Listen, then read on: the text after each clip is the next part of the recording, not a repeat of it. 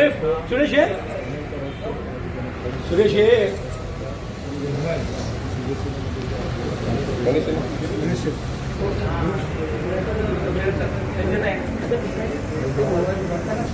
आज माझ्यासाठी खूप आनंदाचा क्षण आहे। 14 वर्षानंतर शिवसेनेमध्ये माझी घरवापसी झाली।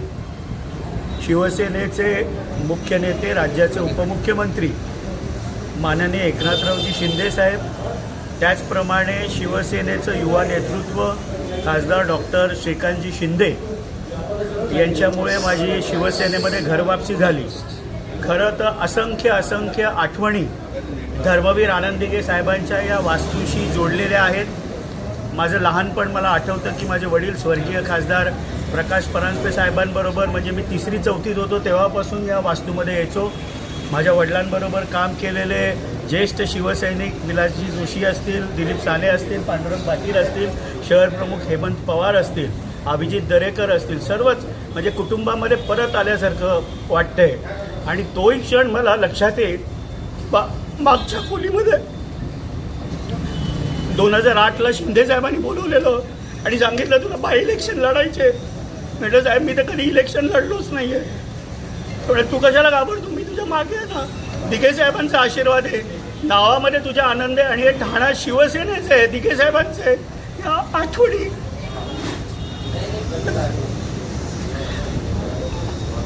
पुन्हा एकदा आल्या आणि पुन्हा शिवसेनेच्या परिवारामध्ये आल्याबद्दल मी खूप आनंदी आहे। पुन्हा एकदा पाणी जो आठवलेला आहे शिवसैनिक म्हणून पाहिलं तर एक मोठा नेता आहे महाराष्ट्राचे उपमुख्यमंत्री एकनाथ शिंदे, असं बघतात त्यांच्या एक पुन्हा येण्याने पुन्हा त्यांना ती जे जबाबदारी संघटनेमध्ये मला देतील ती प्रामाणिक शिवसैनिक एक कार्यकर्ता म्हणून मी पार पाडेन। आदरणीय एकनाथरावजी शिंदे साहेब असतील, श्रीकांतजी शिंदे साहेब असतील, ही जी काही जबाबदारी मला संघटनेमध्ये देतील ती मी पार पाडीन। काल प्रवेश केल्यानंतर आज माझ्यासाठी खूप हा भावनिक क्षण आहे। या वास्तूमध्ये आल्यानंतर अनेक लहानपणापासूनच्या आठवणी या वास्तूबद्दलच्या आहेत आणि इथे कायम आल्यानंतर दिघे साहेब आजही त्या खुर्चीमध्ये बसून बघतायत आपल्याला। ही भावना आहे की दिघे साहेबांचं वास्तव्य आजही या वास्तूमध्ये आहे आणि शिवसैनिक कसा काम करतोय आणि ठाण्याची शिवसेना, शिवसेनेचे ठाणं हे आज कायम दिघे साहेब बघत आहेत, ह्याच भावना आजही आहेत। शिवसेना वाढीसाठी कशाप्रकारे प्रयत्न असणार आहे? पाहिलं तुम्ही अनेक जबाबदाऱ्या राष्ट्रवादीमध्ये पार पडल्या होत्या, त्यामुळे आता जी जबाबदारी मला देतील आदरणीय शिवसेनेचे मुख्य नेते एकनाथरावजी शिंदे साहेब ती प्रामाणिकपणे पार पाडीन।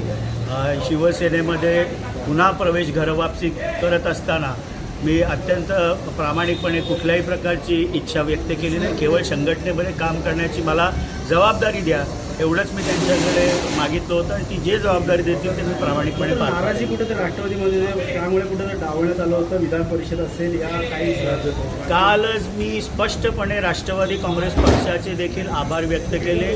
राष्ट्रवादीतला माझा प्रवास हा श्रद्धेय शरद पवार साहेबांबरोबर स्वर्गीय अजितदादा पवार असतील, सुप्रियाताई सुळे असतील, प्रफुल्ल पटेलजी असतील, आत्ताच्या राष्ट्रवादीच्या राष्ट्रीय अध्यक्षा राज्याच्या उपमुख्यमंत्री सुनेत्राताई पवार असतील, पार्थ पवार असतील, जय पवार असतील, सगळ्यांचे मी मनापासून आभार व्यक्त केले।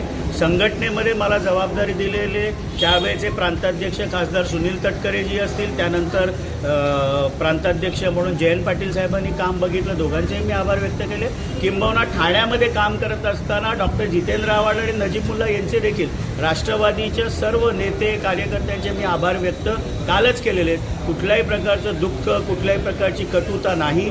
राष्ट्रवादी काँग्रेस पक्ष देखील महायुतीमधला एक घटक पक्ष आहे आणि भारतीय जनता पार्टी, शिवसेना आणि राष्ट्रवादी काँग्रेस पार्टी हे महायुतीचे पक्ष असल्यामुळे कुठल्याही प्रकारची कुठलीही कटुता नाही। मात्र जाताना कुठेतरी तुम्ही पत्र दिलं होतं, बोलणं झालं का मोठ्या नेत्यांशी, काहीशी शेतकऱ्यांची दूध काढली जाणार असं आहे की त्याबाबतची स्पष्ट भूमिका शिवसेनेचे मंत्री माननीय उदय सामंत साहेबांनी स्पष्ट केलेली आहे। वरिष्ठ पातळीवर राज्याचे उपमुख्यमंत्री, शिवसेनेचे मुख्य नेते व त्यानंतर स्वतः उदय सामंत यांनी सुनेत्राताईंशी बोलणं केलं, जय पवारांशी बोलणं केलं, खासदार सुनील तटकरेंशी बोलणं केलं आणि त्यामुळे शिवसेना आणि राष्ट्रवादी काँग्रेस पार्टी कुठल्याही प्रकारचा संघर्ष नाही किंवा कुठल्याही प्रकारची कटुता देखील दोन्ही पक्षांमध्ये नाही.